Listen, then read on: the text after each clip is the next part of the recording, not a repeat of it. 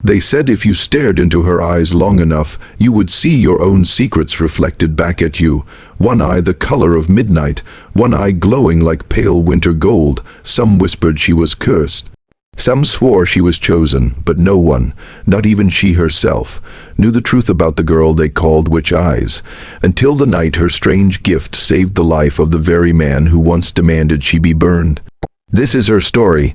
Welcome to my YouTube channel, Liturgy of Fear, with a new and interesting story. The storm that swallowed Sullivan County that night was the kind of storm that tore old stories out of hiding. It began as a low hum across the mountains, a strange vibration that made cows kick their stalls and dogs whine under porches. By dusk, clouds rolled in black, towering, thick enough to choke the moonlight. The older folks swore they had seen storms like this only once or twice in their lifetimes. Some whispered it meant angels were fighting. Others muttered that devils were loose and hungry. Inside the narrow wooden cabin behind the Carter plantation, Eliza lay on a thin sweat-soaked sheet, gripping her husband Jonah's hand so tightly his knuckles turned white. The midwife, Miss Myrtle, dabbed Eliza's forehead with cold water, though it did little good. The air was thick, heavy, vibrating with thunder. "Child," Miss Myrtle whispered, forcing calm into her voice, "you gotta breathe for me. Push when that pain hits, but don't you hold your breath." Eliza tried to breathe. She truly did, but every contraction felt like a knife twisting into her spine. Her breath caught, broke, and scattered like leaves in wind. Jonah leaned close, pressing his forehead against hers, the way he had when their first two babies were born. "You got this," he whispered, "you stronger than any storm out there." A crack of lightning snapped the sky open, flooding the cabin with a ghastly blue-white light. Eliza screamed. The smell of rain and fire seeped in through the cracks in the walls. Thunder rumbled so violently it shook dust from the rafters. Miss Myrtle's eyes widened. This ain't no ordinary storm. She muttered under her breath. Myrtle had delivered dozens of babies. She believed in God. She believed in herbs, but she also believed storms could talk. Tonight, the storm said something was coming, something that didn't belong to the ordinary world. Eliza's next scream tore through the room, just as a deafening crash of thunder snapped the lantern flame into a wild flicker. "Push, Eliza," Myrtle shouted. "Now, it's time." Eliza's body arched. She pushed with everything in her, lungs burning, heart pounding like a drum. Jonah held her hand and whispered prayers he had never spoken before. "Lord, bring my baby safe, bring my wife safe, please." The storm roared, rattling the windows. Then, one final push, and suddenly not from the storm still raged, but inside the cabin, for a brief breath of time, the world went still. Then a cry, sharp, high, piercing, cut through the air. Myrtle lifted the trembling, slick newborn into the lantern light and froze. Jonah saw her expression first. "What's wrong?" he said, breathless. She's crying. She all right?" Myrtle swallowed hard. Her hands shook as she turned the baby slightly, letting the light fall across her face. "Eliza," she whispered, voice thin as twine, "your baby girl, she got eyes like I ain't never seen before." Jonah stepped closer. One eye, black as soot, deep as a moonless well. The other, bright gold, glowing like a spark trapped inside.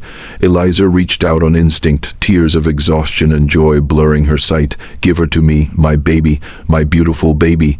Myrtle hesitated only for a second. Then she placed the child into Eliza's trembling arms. Eliza cradled the girl gently. The baby's mismatched eyes blinked up at her mother, innocent, unknowing of the fear they stirred. Jonah's breath caught in his chest. He felt awe and fear, and something else he couldn't name. "She ain't cursed," Eliza whispered immediately, as if reading the worry in his eyes. "She ain't cursed. She mine." But outside the cabin, the storm seemed to hiss and bellow louder, as if disagreeing. The rain slammed against the roof, wind tore branches from trees, and far in the distance some awful groaning, echoed across the fields. Myrtle shivered. "I need to step outside," she murmured, voice brittle. "Get some water, some air." But she didn't go for water, and she didn't go for air. She went to warn the others. Morning came with a strange stillness, like the world was holding its breath. Thick fog clung to the ground. The storm clouds dragged their bellies across the sky like wounded beasts retreating, but the whispers had already begun. The slaves gathered behind the cabins, clutching their shawls against the cold morning air. "It ain't natural," one woman murmured. "Them eyes," Myrtle said, "one gone gold like the devil's coin." "I heard she ain't cried right," said another. "I heard she ain't blinked for a whole minute. I swear storms always come when evil shows."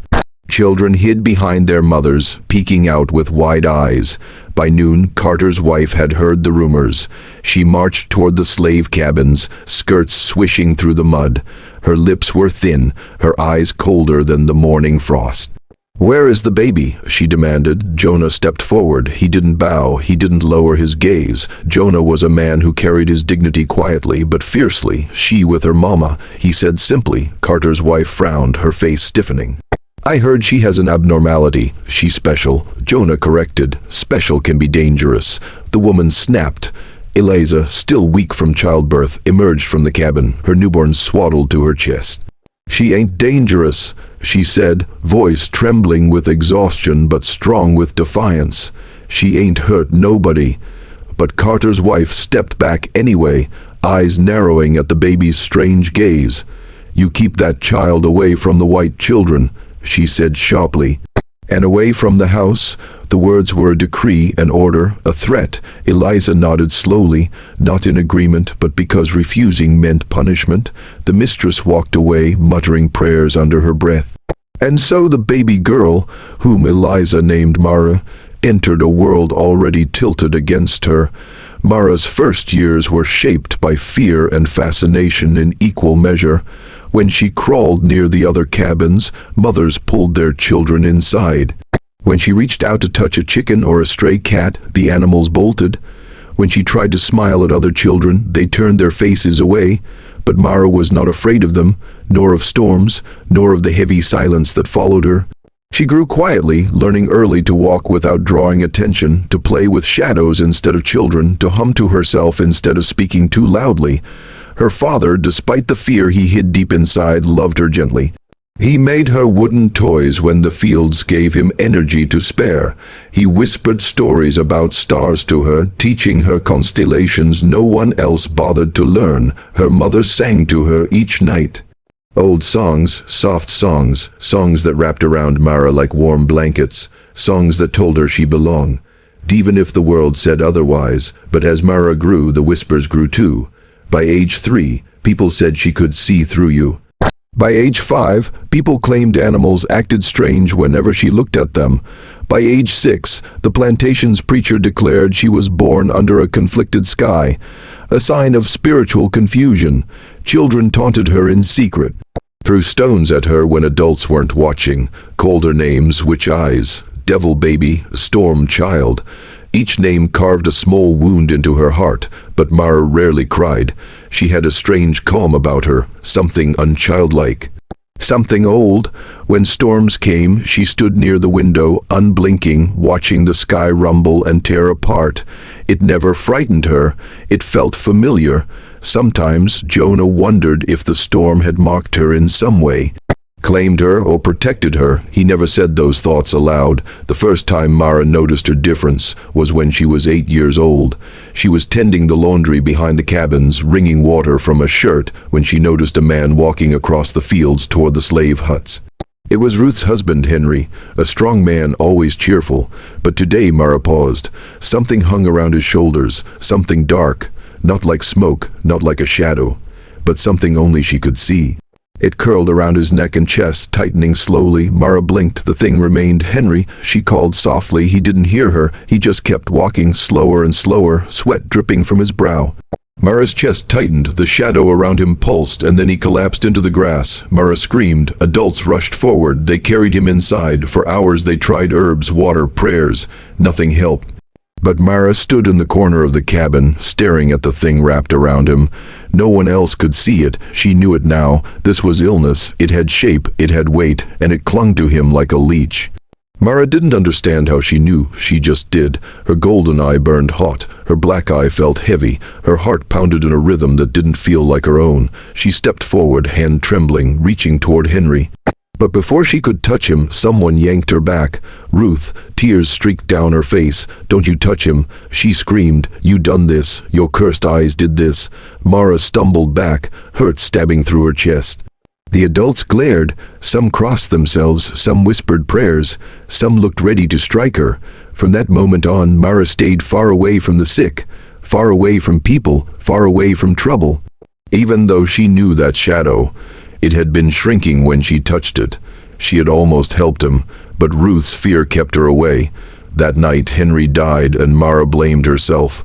Not because she caused it, but because she didn't help him in time.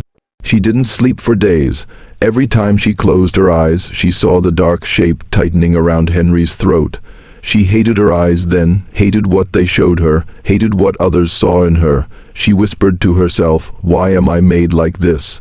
Why I gotta see things nobody else sees? Why I gotta be scared to help?"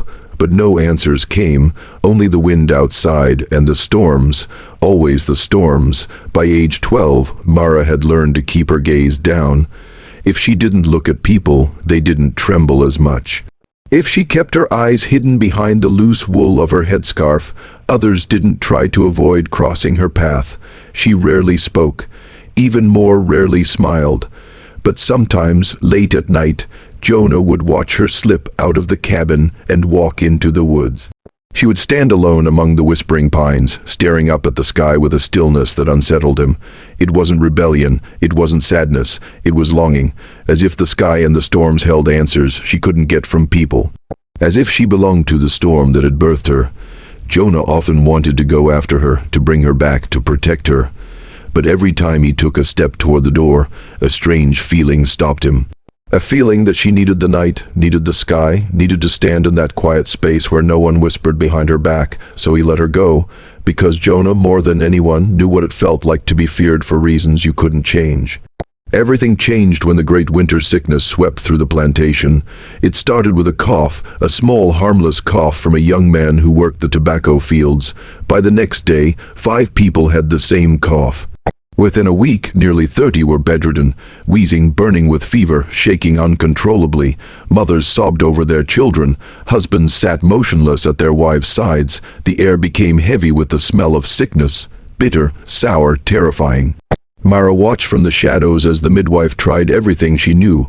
Herbs, poultices, steam, nothing helped. She watched as workers begged God for mercy.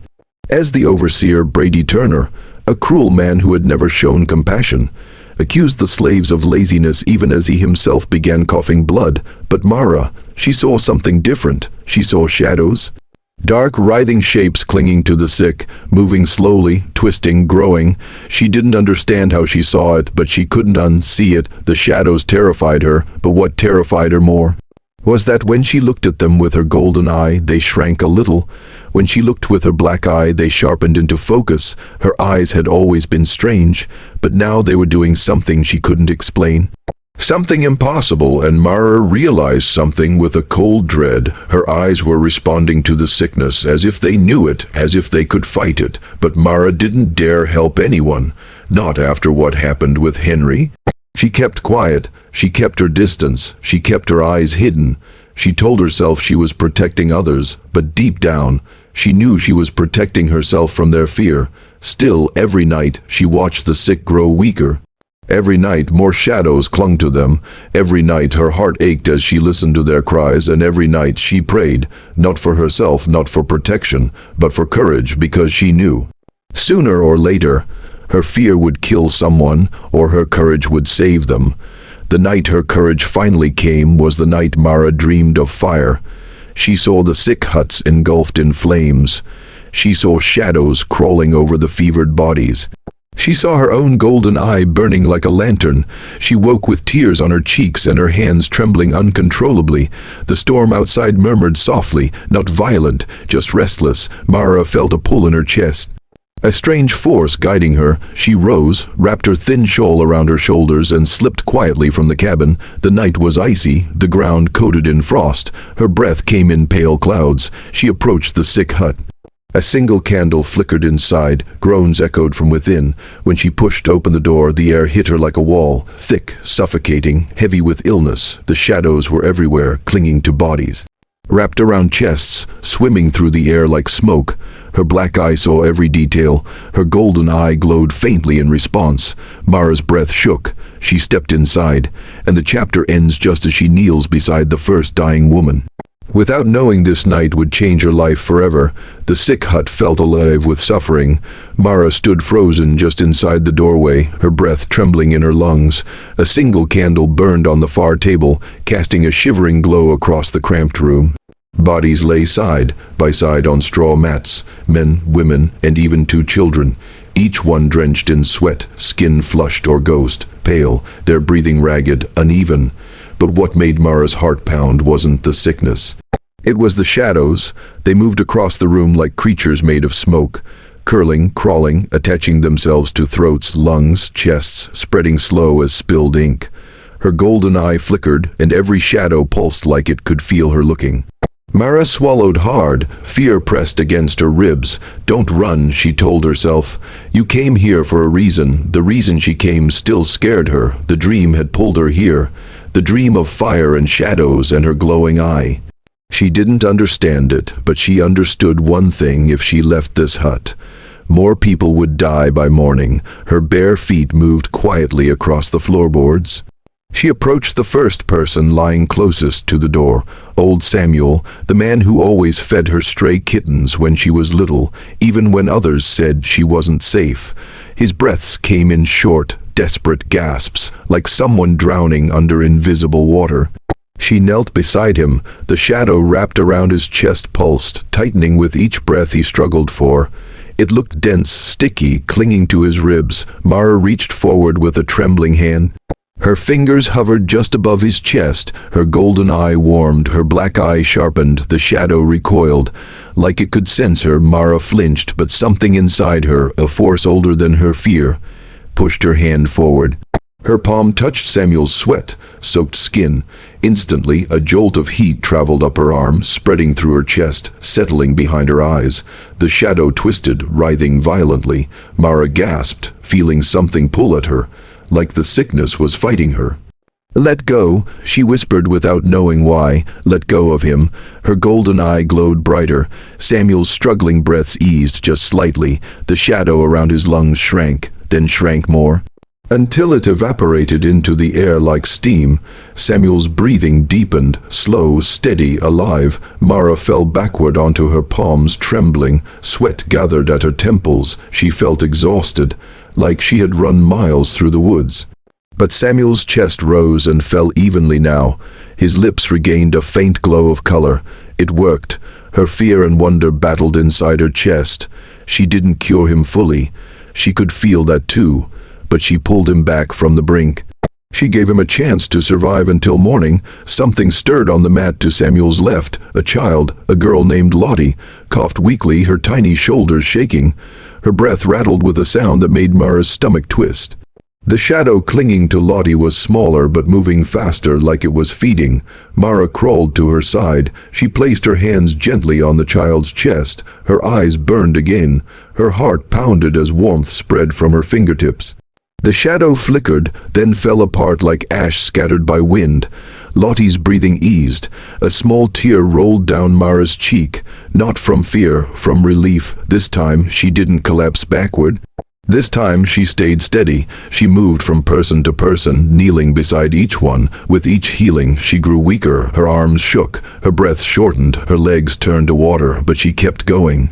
The shadows resisted her, clawing and twisting like living things. Some tried to attach to her, some hissed at her golden eye, some fled before she even touched the sick. Hours passed, the candle burned low. Her body screamed for rest, but her heart pushed her forward. When she reached Brady Turner, the overseer, her stomach tightened.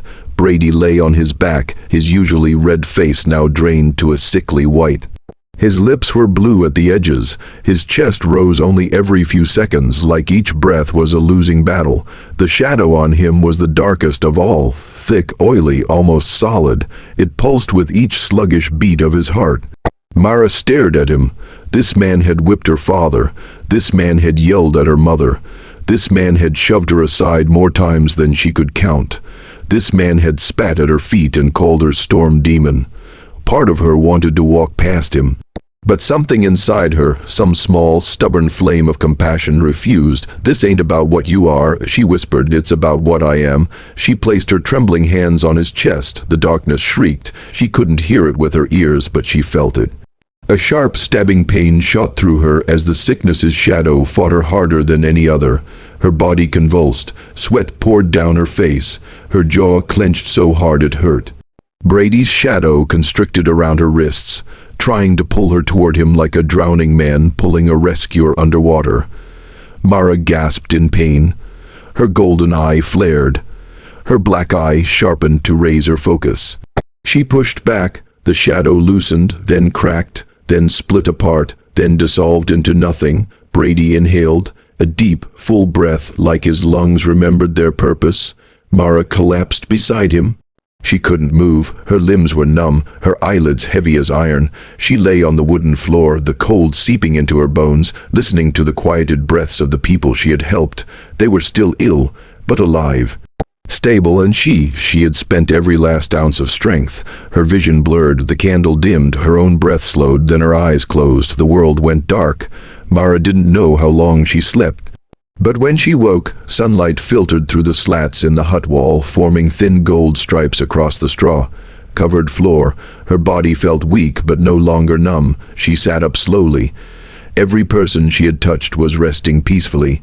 Some were even sitting, sipping water. Some murmured prayers of thanks. None knew what happened overnight, but someone knew she had been here. Footprints, crowded, messy, covered the floor near the doorway. Voices outside muttered anxiously. Mara's stomach twisted. Before she could move, the door groaned open. Miss Myrtle stepped inside, a hand over her chest. "Mara?" she whispered, eyes widening. "Child, what did you do?" Mara remained silent. Myrtle looked at the healed faces, the eased breathing, the lack of fever. "Sweat. This sickness kills quick," Myrtle said softly, "but these folks ain't dying now. Something held it back. Something happened here." Mara looked down at her hands. "I didn't want them to die," she said in a small voice. "I didn't want nobody to die." Myrtle stared at her for a long moment, her expression torn between awe and fear. "Mara, baby, no one gonna understand this." "I know," Mara whispered. "You need to go before others come." Mara nodded weakly. She slipped past Myrtle and out into the cold morning. Frost crackled under her bare feet. The sun warmed her cheeks, but she didn't get far. 3 voices cried out when they saw her. "There she is. That's her. She was in the hut last night." Mara stumbled back. A small group of slaves rushed toward her, fear, confusion, suspicion swirling in their eyes. They surrounded her but didn't touch her. A woman pointed a shaking finger. "You went in there last night, didn't you?" Mara said nothing. "You touched them." Another said, "And now they better. They resting better than I seen in days." "She ain't right," someone muttered. "Ain't natural?" A man spoke up sharply. "Or maybe she the reason they sick in the first place." Mara stepped back, heart pounding. Even after saving them, even after exhausting herself, they feared her. Her throat tightened. Jonah pushed through the crowd, protective rage in his eyes. "Y'all get back," he shouted. "She ain't hurt nobody." Brady Turner, much steadier than he'd been the previous day, limped out from behind the group. His eyes locked onto Mara. Everyone quieted. Brady approached her slowly. Mara expected anger, accusations, violence instead. He stared at her with something she had never seen in his eyes before. Fear, yes. Confusion, yes. But also something like gratitude, something reluctant, something deeply unsettled. "What did you do to me?" he asked quietly. Mara felt her breath catch. "I just didn't want you to die," she said softly. Brady swallowed. His Adam's apple bobbed. "But how?" Mara shook her head. "I don't know." Brady looked at the other 6 slaves through the hut's open door. His jaw clenched. Then he turned back toward her. And for the first time ever, he bowed his head, not much, just a small, stiff, uncertain nod. But it was enough to make the crowd murmur in shock. Brady Turner, the overseer, was showing respect to Mara. Everything changed in that single moment. Fear loosened its grip. Suspicion shifted into curiosity.